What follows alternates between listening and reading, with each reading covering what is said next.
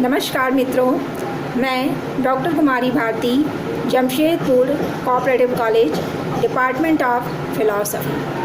आज मैं आप लोगों के समक्ष उपस्थित हुई हूँ एक कहानी को लेकर, और उस कहानी का नाम है रोज, जिसे अज्ञे ने लिखा है। अज्ञे एक मनोवैज्ञानिक कथाकार है। व्यक्ति के अंदर चल रहे आंतरिक संघर्ष तथा ऊहापोह को अच्छी तरह से चित्रित करते हैं।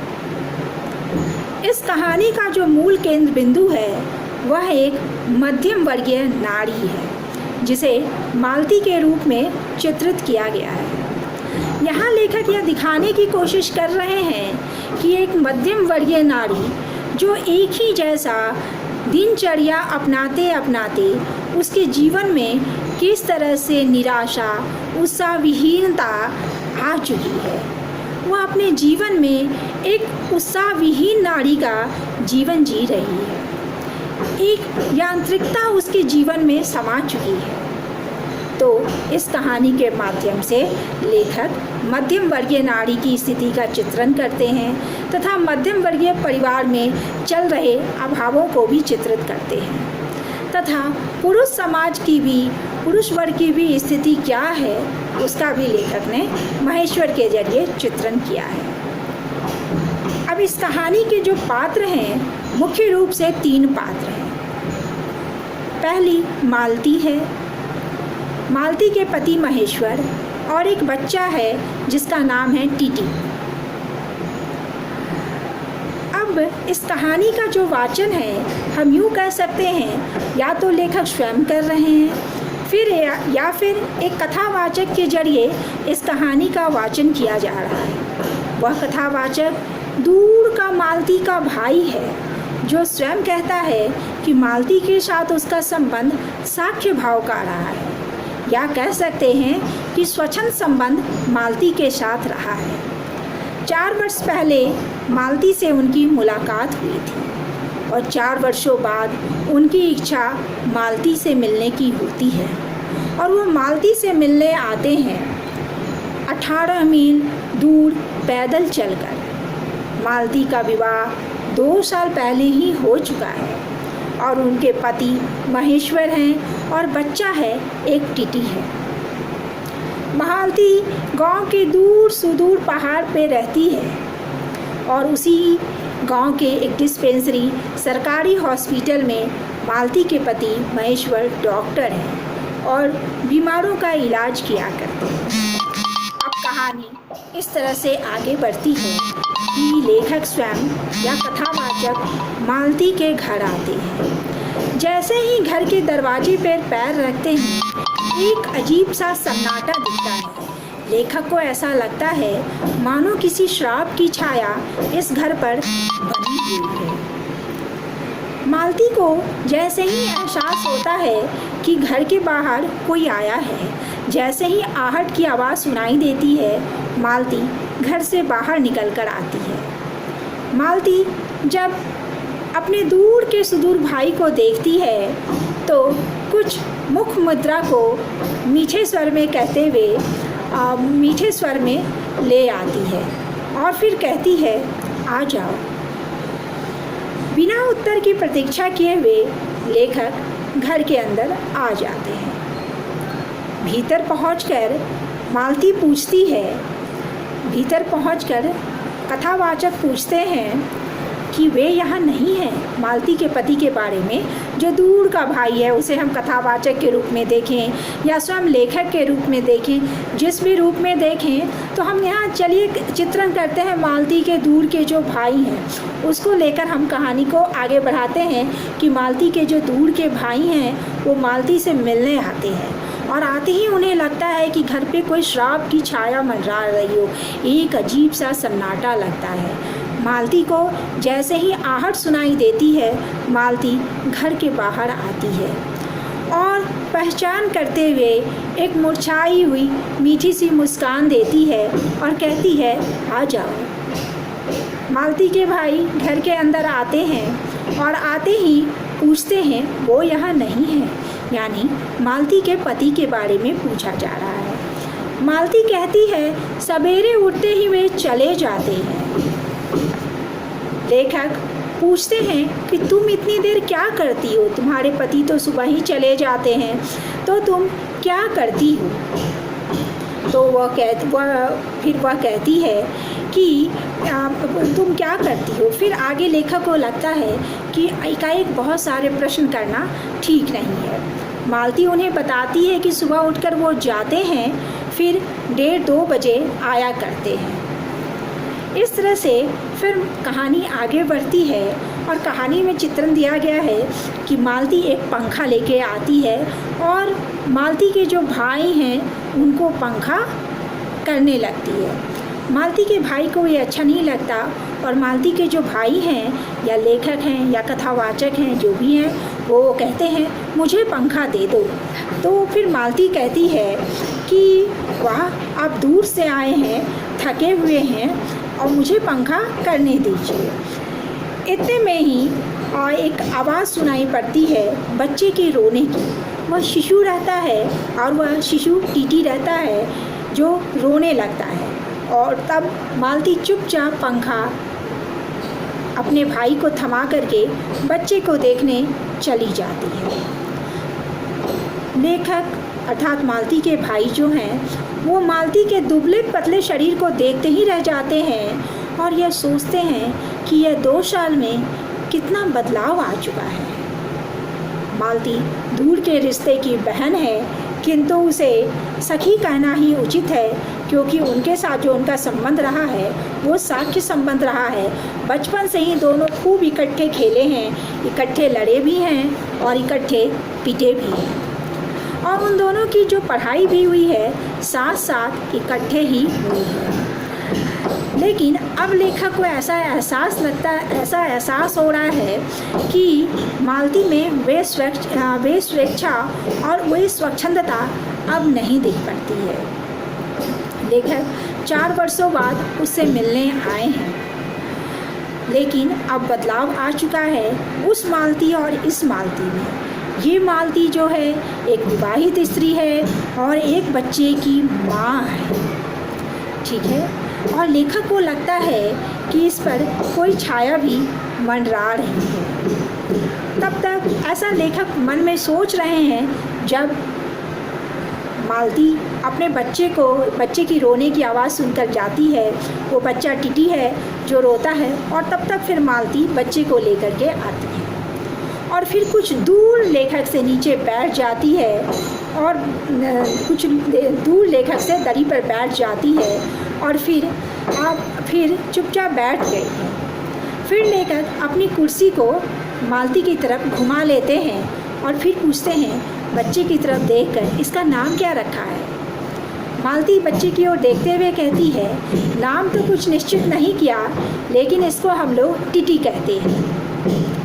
तो फिर लेखक ने भी उसको टिटी टिटी कहकर बुलाने लगते हैं। वह अपनी बड़ी बड़ी आँखों से लेखक की ओर अर्थात मालती की भाई की ओर देखता है और फिर ओह करके वो रोने लगता है, रुआसा सा मुँह बना लेता है।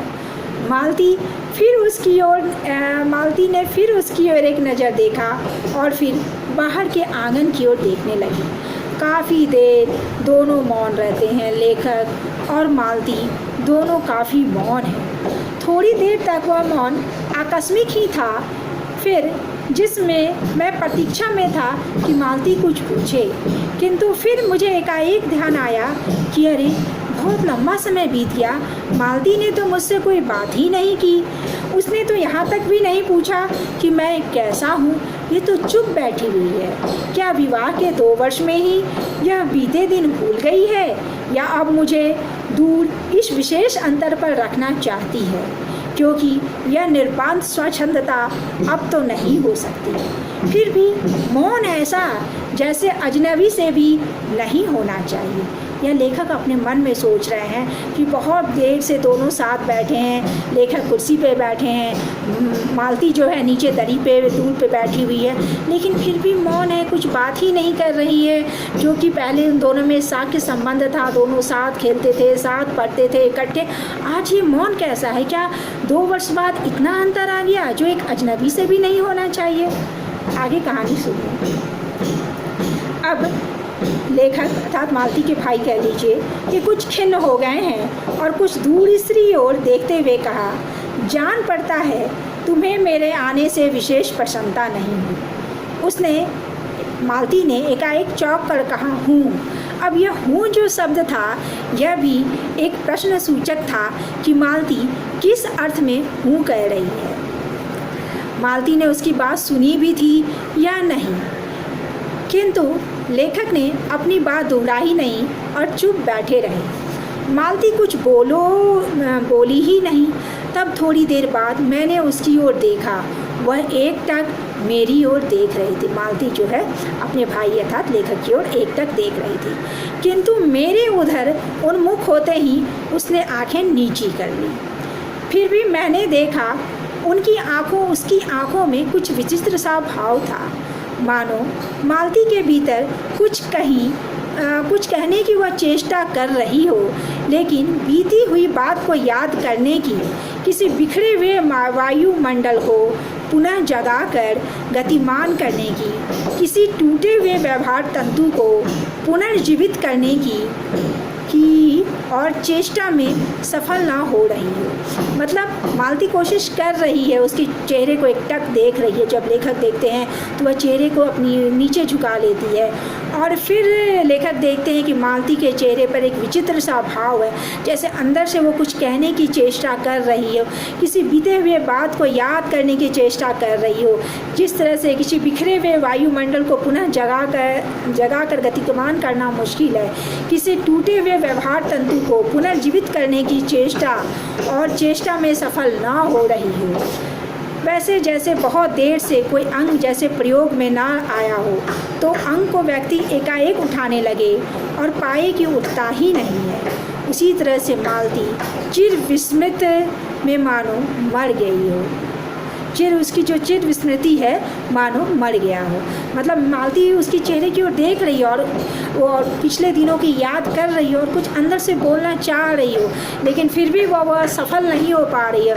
ठीक उसी तरह से जैसे वायुमंडल के किसी बिखरे हुए वायुमंडल को पुनः जगाकर गतिमान करना मुश्किल है, किसी टूटे हुए व्यवहार को पुनर्जीवित करने की वो चेष्टा कर रही है। जिस तरह से कोई अंग बहुत दिनों तक प्रयोग ना हुआ हो, लेकिन हम उसको उठाने की कोशिश करें और उसमें सफलता ना मिल रही हो, ठीक मालती की स्थिति कुछ इसी तरह की है। लेखक कुछ इसी तरह की व्याख्या कर रहे हैं। चिर स्मृति में मानो मर गया हो, उतने ही क्षण बल से उठ नहीं सकता। मुझे ऐसा जान पड़ा मानो किसी जीवित प्राणी के गले में किसी मृत जंतु का तोक डाल दिया गया हो, वह उसे उतार कर फेंकना चाहे पर उतार ना पाए। तभी किसी ने किवाड़ खटखटाए। अब कोई दरवाज़ा खटखटाता है। मैंने मालती की ओर देखा पर वह हिली नहीं। जब किवाड़ दूसरी बार खटखटाया गया तब वह शिशु को अलग करके उठी और किवाड़ खोलने गई। ये यानी मालती के पति हैं, उसके पति आते हैं, महेश्वर उनके पति हैं, महेश्वर अब आते हैं। मैंने यानी लेखक कह रहे हैं कि मैंने उन्हें पहली बार देखा, यद्यपि फ़ोटो में उन्हें देखा था इसलिए पहचान लिया। फिर दोनों के बीच परिचय होता है। मालती इसी बीच खाना तैयार करने आंगन में चली गई और हम दोनों, लेखक और मालती के पति, दोनों बैठकर औपचारिक बातें कर रहे हैं, जैसे कि पहली मुलाकात में औपचारिक बातें हुआ करती है। उनकी नौकरी के बारे में लेखक पूछते हैं, उनके जीवन के बारे में और उस स्थान के बारे में और ऐसे अन्य विषयों के बारे में जो पहले परिचय में हुआ करता है। एक तरह का स्वरक्षात्मक कवच बन करके दोनों में बातचीत हो रही है। अब कहानी आगे इस तरह से बढ़ रही है कि मालती के जो पति हैं वो बता रहे हैं कि वो एक पहाड़ी गांव में सरकारी डिस्पेंसरी के डॉक्टर हैं। उसी हैसियत से वे इस सरकारी क्वार्टर में रहते हैं। प्रातःकाल 7 बजे वे डिस्पेंसरी चले जाते हैं और 1:30 या 2 बजे लौटते हैं। उसके बाद दोपहर भर छुट्टी रहती है। केवल शाम को 1-2 घंटे फिर चक्कर लगाने के लिए जाते हैं। डिस्पेंसरी के साथ के छोटे से अस्पताल में पड़े हुए रोगियों को देखते और अन्य जरूरी हिदायतें करने उनका जीवन भी बिल्कुल एक निर्दिष्ट ढर्रे सा मालूम पड़ता है। नित्य वही काम, उसी प्रकार के मरीज, वही हिदायतें, वही नुस्खे, वही दवाइयाँ। वह स्वयं उकताए हुए हैं और इसलिए और साथ ही इस भयंकर गर्मी के कारण वह अपने फुर्सत के समय में भी सुस्त हो रहे हैं। अब ये मालती के पति का दिनचर्या है कि सरकारी पहाड़ी गांव है, सरकारी डिस्पेंसरी के डॉक्टर हैं और सुबह जाते हैं, दोपहर में आते हैं, फिर कुछ देर आराम करते हैं, फिर डॉक्टर हॉस्पिटल जाते हैं, मरीजों को देखते हैं, उन्हीं मरीजों से मुलाकात होती है। तो उनका जीवन भी एक जैसा बन चुका है। अब मालती तब तक दोनों के लिए खाना लेकर के आती है। तब लेखक मालती से पूछते हैं, तुम नहीं खाओगी? तो महेश्वर जो उनके पति हैं हंसकर बोलते हैं, ये पीछे खाती है। तो पति 2:30 बजे खाना खाते हैं, इसलिए पत्नी 3 बजे खाना खाती है। तब तक वह भूखी बैठी रहेगी। महेश्वर खाना आरंभ करते हुए मेरी वह देख कर बोले, आपको तो खाने का मज़ा ही क्या आएगा, ऐसे बेवक्त खा रहे हैं। मैंने उत्तर दिया, वाह, देर से तो खाने का और भी मज़ा आता है। हाँ, मगर मेरी मालती बहन को कष्ट होगा। मालती टोक कर बोली, ओह, मेरे लिए तो यह नई बात नहीं है, रोज़ ही ऐसा होता है। मालती बच्चे को गोद में लिए हुए थी, बच्चा रो रहा था। मैंने पूछा कि ये रोता क्यों है? मालती कहती है, चिड़चिड़ा सा हो ही गया है, हमेशा ही रोता रहता है। फिर बच्चे को डांट कर ज़मीन पर बैठाती है, बच्चा और भी रोने लगता है। मालती उसे भूमि पर बैठाकर कहती है, अच्छा रो ले, और कह करके फिर वो रोटियां लेने चली जाती है। आंगन में चली गई। जब भोजन समाप्त हो गया, 3 बजने लगे, तो महेश्वर ने बताया कि उन्हें आज जल्दी अस्पताल जाना है क्योंकि वहाँ 1-2 चिंताजनक केस आया हुआ है जिसका ऑपरेशन करना पड़ेगा। 2 की शायद टांगें भी काटनी पड़ेगी, गैंग्रीन हो गया है। थोड़ी देर में वह चले गए। मालती की बार बंद कर आई और मेरे पास बैठने ही लगी कि मैंने कहा, अब जाकर खाना खा लो, उतनी देर में मैं टीटी के साथ खेलता हूँ। वह बोली, खा लूँगी, खाने की कौन सी बात है, किंतु चली गई। मैं टीटी को हाथ में लेकर झुलाने लगा, जिससे वह कुछ देर के लिए शांत हो गया। दूर शायद अस्पताल में ही 3 खड़के, जो 3 का घंटा बजता है, 3 बजे 4 बजे, जब 3 बज रहा था, एकाएक मैं चौंका। मैंने सुना मालती आंगन से ही कह रही है, बैठे बैठे अपने आप एक लंबी थकान सांस लेते हुए कह रही है, 3 बज गए। मानो बड़ी तपस्या के बाद कोई कार्य संपन्न हो गया हो। थोड़ी देर बाद मालती फिर आई। मैंने पूछा, तुम्हारे लिए कुछ बचा था भी कि नहीं, कि मैंने सारा खा लिया? हाँ, बहुत था, भाजी तो सारी मैंने ही खा ली। लेखक कह रहे, भाजी तो मैंने सारी ही खा गई, वहाँ कुछ बचा भी होगा या नहीं? यूँ ही तुम रौब ना जमाओ कि बहुत था, मैंने हंसकर कहा। मालती मानो किसी और विषय की बात कहती हुई बोली, यहाँ साग सब्जी तो कुछ होती ही नहीं, कोई आता जाता है तो नीचे से मंगा लेते हैं। कुछ आए 15 दिन हुए, जो सब्जी साथ लाए थे वही बढ़ती जा रही है। मैंने पूछा, कोई नौकर नहीं है? तो मालती ने कहा, कोई ठीक मिलता ही नहीं है, शायद 1-2 दिन में मिल जाए। बर्तन भी तुम ही मांजती हो? भाई उसके जो लेखक हैं पूछ रहे हैं। वो बोलती है, और कौन? कहकर मालती क्षण भर आंगन में जाकर लौट आई। मैंने पूछा, कहाँ गई थी? उसने कहा, आज पानी ही नहीं आया है, बर्तन मजेंगे कैसे? अब 7 बजे पानी आएगा। मैंने हंसकर कहा, चलो तुम्हारी छुट्टी हो गई, लेकिन मैं मन ही मन सोच रहा था, छुट्टी हुई खाक, अब इसे 11 बजे तक काम करना पड़ेगा। शायद यह बात मालती भी सोच रही थी। थोड़ी देर दोनों ही बैठे रहे और मौन बैठे रहे। फिर तब तक लेखक, जो भाई हैं, नोटबुक निकालते हैं और पिछले दिनों के लिखे बातों को देखने लगते हैं। तो फिर उसे याद आता है, अरे मालती ने तो मेरे आने का कारण ही नहीं पूछा तो कि मैं यहाँ कैसे आया। मैंने कहा ही तो। अच्छा, अब याद आया, तुमसे मालती ने मुझसे पूछा ही नहीं कि मैं यहाँ क्यों आया। तब मालती को भी याद आया कि उसने मेरे आने का कारण पूछा ही नहीं। तो मालती बोली कि अच्छा तुम यहाँ कैसे आए? तो तब लेखक बोलता, अच्छा तुम्हें अब याद आया? अरे मैं तुमसे मिलने आया, और क्या करने आया हूँ? तो लेखक को पूछते हैं, 1-2 दिन रहोगे? मालती पूछती है, 1-2 दिन रहोगे ना? तो वो कहता है, लेखक कहते, नहीं, कल चला जाऊँगा, ज़रूरी जाना है। मालती कुछ नहीं बोलती, कुछ खिन्न सी हो गई है। फिर नोटबुक की तरफ देखने लगा। थोड़ी देर बाद मुझे ध्यान आया, मैं आया तो हूँ मालती से मिलने, किंतु यहाँ वह बात करने की वो बैठी है और मैं पढ़ रहा हूँ। पर बात भी करूँ तो क्या करूँ? मुझे ऐसा लग रहा है कि इस घर पर छाया घिरी हुई है। वह अज्ञात रह के भी मानो मुझे भी वश में कर रही है। मैं भी वैसा ही नीरस निर्जीव सा हो रहा हूँ, जैसा यह घर, जैसी यह मालती। मैंने पूछा, तुम कुछ पढ़ती लिखती नहीं हो? मैं चारों ओर देखने लगा कि यहाँ किताबें दिख पड़े, लेकिन मैंने पाया कोई किताबें नहीं है। यहाँ हंसकर मालती ने कहा। वह हंसकर कह रही थी, यहाँ पढ़ने को क्या है? मैंने कहा, अच्छा, मैं वापस जरूरत कर कुछ पुस्तक जरूर भेज दूँगा, तुम मुझसे ज़रूर पढ़ना।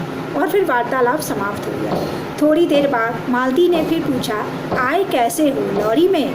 पैदल? इतनी दूर? बड़ी हिम्मत की। लेखक ने कहा, पैदल आया हूँ। कहती है, बड़ी हिम्मत की?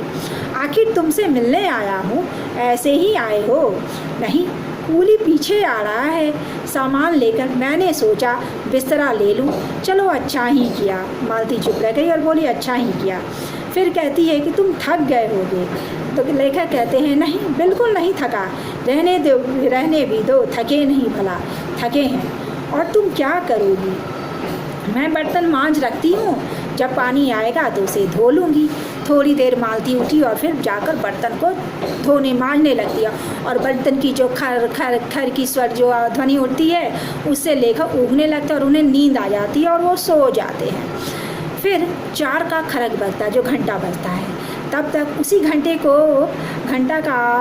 को सुनकर मालती रुक गई। और फिर वही 3 बजे वाली बात, 4 बज गए। बिल्कुल अनाक्षिक, अनुभूतिहीन, नीरस, यंत्रवत। वह भी थके हुए यंत्र के स्वर में कह रही है, 4 बज गए।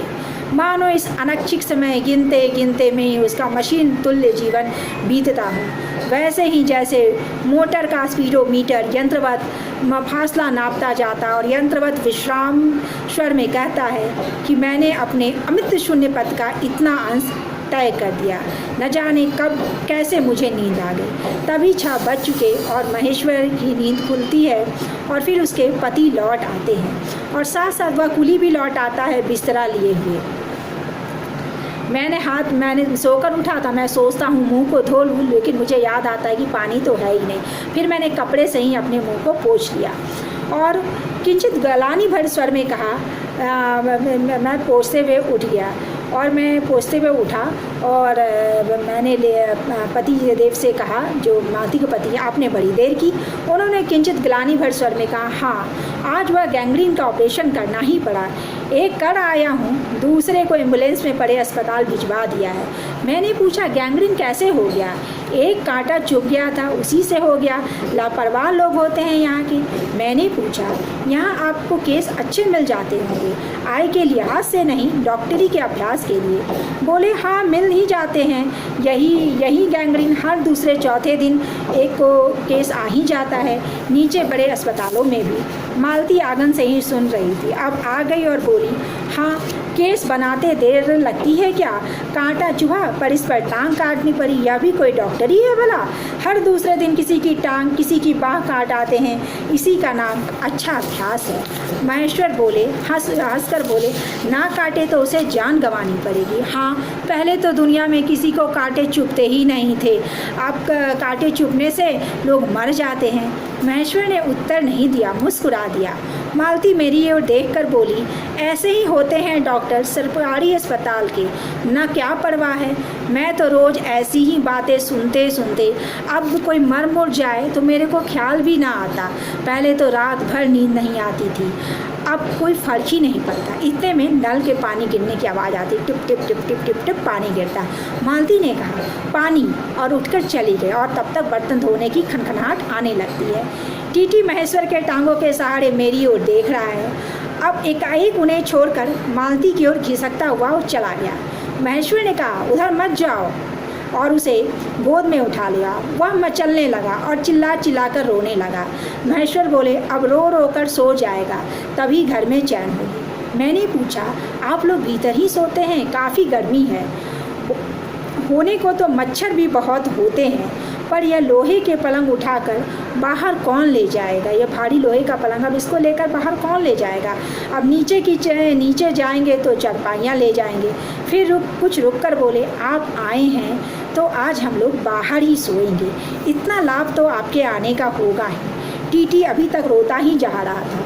महेश्वर ने उसे एक पलंग पर बैठा दिया और पलंग बाहर खींचने लगे। मैंने रुककर कहा, रुकिए, मैं आपकी मदद करता हूँ। फिर दूसरी ओर से मैंने भी पलंग उठा लिया। अब हम तीनों, महेश्वर, टीटी और मैं, 2 पलंगों पर बैठ गए और वार्तालाप के लिए उपयुक्त विषय ना पाकर उस कमी को छुपाने के लिए मैंने टीटी से खेलना शुरू कर दिया। बाहर आकर वह कुछ चुप हो गया था, किंतु बीच बीच में जैसे उसे एकाएक भूला हुआ काम याद आता था, कर्तव्य याद आता था और रोने लगता था और फिर एकदम चुप हो जाता था। कभी कभी हम हंस पड़ते थे या महेश्वर उसके बारे में कुछ बातें कह देते थे। मालती बर्तन धो चुकी थी। अब उन्हें लेकर आंगन के एक ओर रसोई के छप्पर की ओर, टीटी को लेकर के रसोई के एक छप्पर की ओर चली। तब महेश्वर ने कहा, थोड़े से आम लाया हूँ, वह धो लेना। कहाँ है? मालती पूछती है। अंगीठी पर रखी है, कागज में लिपटे हुए हैं। अब लेखक देख रहे हैं कि मालती भीतर जाती है और आमों को निकालती है और आम जो है वो पेपर में लपेटा हुआ है। लेखक देखते हैं कि वो कागज का जो टुकड़ा है, मालती उसे निकालती है और एक प्रकाश में उसे पढ़ने की कोशिश करती है। वह नल के पास जाकर खड़ी हो उसे पढ़ती रहती है। जब दोनों ओर उस टुकड़े को, कागज का जो टुकड़ा पेपर जो है उसे पढ़ लेती है, तब एक लंबी सांस लेकर फिर फेंक कर आम धोने लगी। मुझे एकाएक लेखक को याद आता है, बहुत दिनों की बात है जब स्कूल में दोनों साथ पढ़ते थे और पिताजी मालती के पुस्तक ला कर देते थे और तब मालती क्या करती थी कि पुस्तकों का पेज को जो है बीच बीच में फाड़ फाड़ कर वो मतलब कि पुस्तकों के पेज को फाड़ फाड़ कर गायब कर देती थी। और जब पिताजी पूछते थे कि तुमने पढ़ाई कर ली है, एक दिन मालती पकड़ा गई। जब पिताजी ने कहा सुनाओ तो मालती कुछ ना बोल सकी। जब पिताजी ने कहा पुस्तक लाओ तो मालती पुस्तक ना ला सकी। पूछने पर कहा कि उसने फाड़ दिया। उसे बड़ी उस दिन पिटाई पड़ी थी। इसी तरह से लेखक कहानी को याद करते हैं कि जब वो लोग छोटे थे और चोरी से क्लास से दोनों निकल भागते थे और स्कूल में कुछ दूर पर आम के बगीचों में पेड़ पर चढ़कर कच्ची अमियाँ तोड़ कर वो लोग खाते थे। मुझे याद आता है कभी जब मैं भाग आता और मालती नहीं आ पाती थी, तब भी मैं खिन्न मन लौट आया करता था। इस तरह से लेखक पिछली बातों को याद करते हैं और फिर कहानी आगे बढ़ती है। अब कहानी जब आगे बढ़ रही है तो अब रात का समय हो चुका है। महेश्वर ने पूछा, कब रोटी बनेगी? अब महेश्वर मालती से पूछ रहे हैं, रात हो चुकी है, अब रोटी कब बनेगी? अब इस पर मालती रसोई में चली जाती है और रोटी बनाने लगती है। तब टीटी की कर्तव्य भावना बहुत विस्तीर्ण हो गई और मालती की ओर हाथ बढ़ाकर वह भी रोने लगता है और नहीं माना। मालती उसे भी गोद में लेकर रसोई घर में चली जाती है और एक हाथ से उससे थपकाने लगती है और दूसरी हाथ से रोटी की छोटे छोटे गोले बनाती है और डिब्बे उठाकर अपने सामने रखने लगती है। एक से हाथ से थपकाती है, दूसरे से एक छोटे छोटे डिब्बे उठाकर अपने सामने रखने लगी और हम दोनों चुपचाप रात्रि की ओर, भोजन की ओर, एक दूसरे से कुछ कहने की ओर, न जाने किस न्यूनता की पूर्ति की प्रतीक्षा करने लगा। अब शांत भाव हो गया, रोटियां बन चुकी है, अब खाने की तैयारी हो चुकी है, अब दोनों भोजन कर चुके, अब बिस्तर पर लेट गए और टीटी सो गया है। मालती पलंग के एक ओर मोम जामा बिछाकर उस पर लिटा गई है। टीटी को पलंग के एक ओर मोम जामा बिछाकर लिटा गई है। वह सो गया, पर नींद में कभी कभी चौंक उठता। एक बार तो उठकर बैठ भी गया, परंतु तुरंत ही लेट गया। मैंने महेश्वर से पूछा, आप तो थके होंगे, सो जाइए। वह बोले, थके तो आप अधिक होंगे, 18 मील पैदल चलकर आए हैं। किंतु उनके स्वर में मानो जोर दिया, थका तो मैं भी हूँ। मैं चुप रहा। थोड़ी देर में किसी अपर संज्ञा ने मुझे बताया वह ऊँघ रहे हैं। तब लगभग 10:30 बज गए थे। मालती भोजन कर रही थी। मैं थोड़ी देर मालती की ओर देखता रहा। वह किसी विचार में, यद्यपि बहुत गहरे विचार में नहीं, लीन में धीरे धीरे खाना खा रही थी। फिर मैं इधर उधर घिसक कर पर आराम से होकर आकाश की ओर देखने लगा। पूर्णिमा थी। आकाश अनर्थ था। मैंने देखा उस सरकारी क्वार्टर के दिन में अत्यंत सुस्त और नीरस लगने वाली स्लेट की छत चांदनी में चमक रही थी, अत्यंत शिथिलता और स्निग्धता से छलक रही थी, मानो चंद्रिका उस पर से बहती हुई आ रही हो, झर रही हो। मैंने देखा पवन में चीड़ के वृक्ष गर्मी से सूख कर मटमैले हुए चीड़ के वृक्ष धीरे धीरे गा रहे हैं कोई राग जो कोमल है किंतु वरण नहीं, अशांतिमय है किंतु उद्वेगमय नहीं। मैंने देखा प्रकाश से धुंधले नीले आकाश के तट पर जो चमगादड़ नीरव उड़ान से चक्कर काट रहे थे वे भी सुंदर दिखते हैं। मैंने देखा दिन भर की तपन, अशांति, थकान, दाह पहाड़ों में से भाप से उठकर वातावरण में खोए जा रहे हैं, जिसे ग्रहण करने के लिए पर्वत शिष्यों ने अपनी चिर वृक्ष रूपी भुजाएं आकाश की ओर बढ़ा रखी है।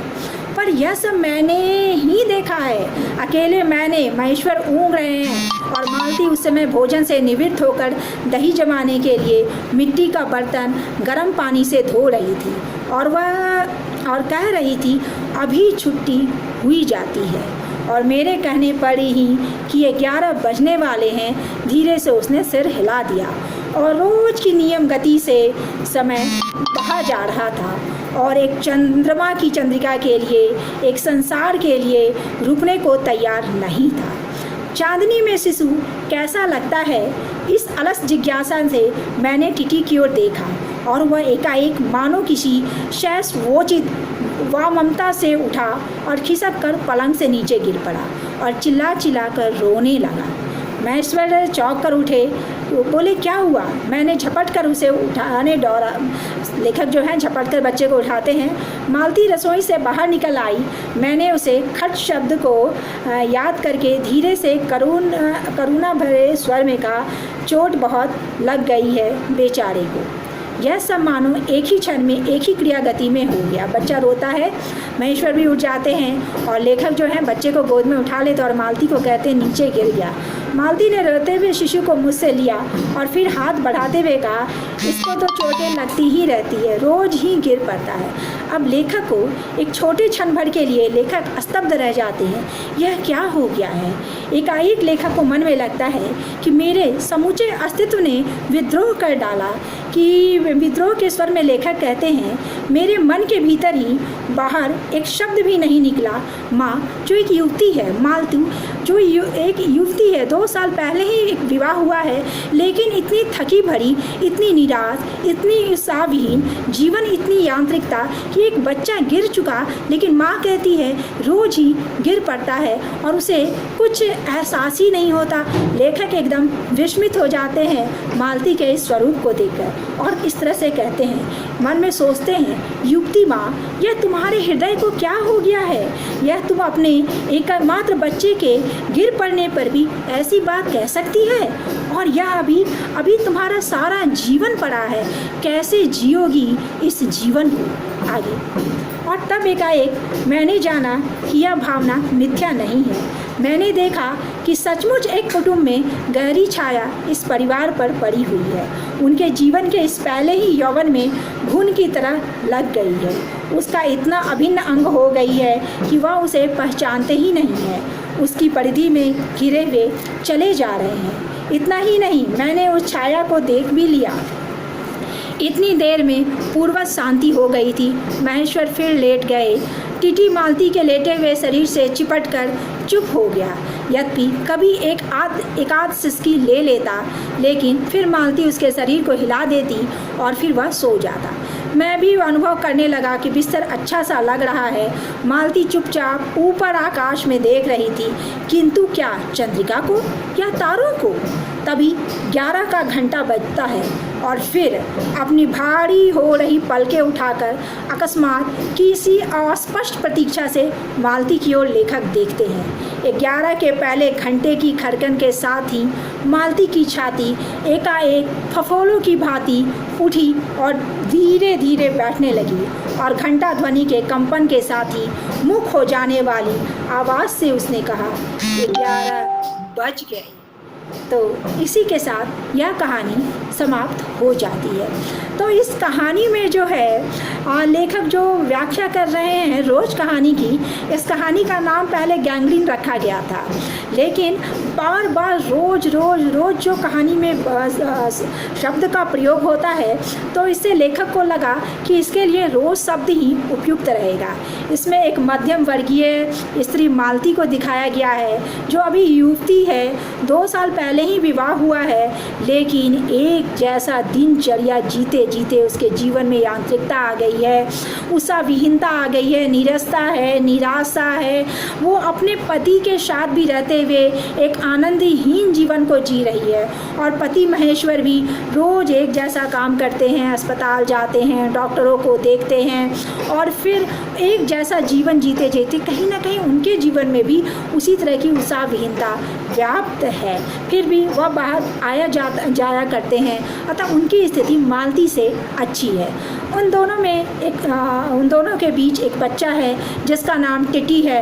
वह भी चिड़चिड़ा स्वभाव का हो गया है और रोता है और गिर भी पड़ता है तो युवती मालती को कोई फ़र्क नहीं पड़ता और कहती है कि यह तो गिरते ही रहता है। लेखक को बड़ा आश्चर्य होता है कि अभी युवती है और 2 साल पहले ही विवाह हुआ है, उसका सारा जीवन पड़ा हुआ है और उस सारे जीवन में उसकी इस तरह की थकान, उसकी इस तरह की जो वानियाँ हैं वो लेखक के हृदय को एकदम से मतलब कह सकते हैं कि लेखक के हृदय को जो है एकदम से चीर देती है। लेखक अवाक रह जाते हैं, समझ में नहीं आता, स्तब्ध रह जाते हैं कि क्या कहें। तो यह जो कहानी है मध्यम परिवार की कहानी है और हम देखें तो यह कहानी हर घर की एक नारी की कहानी है और यह कहानी एक अभाव को भी दर्शाती है, मध्यम वर्गीय परिवार के अभाव को भी दर्शाती है और बड़ा अच्छा चित्रण करती है। मैं उम्मीद करती हूँ कि आप लोगों को यह कहानी पसंद आई होगी। अगर अच्छा लगे आप कमेंट कीजिए, सब्सक्राइब कीजिए और आगे अगर आपको कुछ डिमांड है, अगर आप कुछ कहना चाहते हैं, कुछ कमेंट करना चाहते हैं तो आप लिखिए, कमेंट कीजिए। तो मैं समझती हूँ कि आप लोगों को यह कहानी अच्छा लगा होगा और ख़ास करके जो मध्यम वर्गीय नारियाँ हैं ये हम सभी के लिए है कि हम लोग अपने जीवन को देखें, अपने जीवन का आत्म साक्षात्कार करें। हम एक जैसा जीवन जीते जीते यंत्रवत ना बने, अपने जीवन में उत्साह को लाएं। और यह हम कैसे लाएंगे? जब हम अपना खुद का स्वयं का आत्म साक्षात्कार करेंगे। और सभी को चाहिए, पुरुष वर्ग को भी चाहिए कि वह भी अपने जीवन का आत्म साक्षात्कार करे और अपने परिवार को भी देखे और हर स्त्री को चाहिए कि अपना आत्म साक्षात्कार करते हुए आगे जीवन में बढ़े और जीवन में जो उत्साह का माहौल है उसे बनाते हुए अपने परिवार के साथ आगे बढ़े। इसी उम्मीद के साथ मैं इस कहानी को समाप्त करती हूँ। Okay, thank you, bye.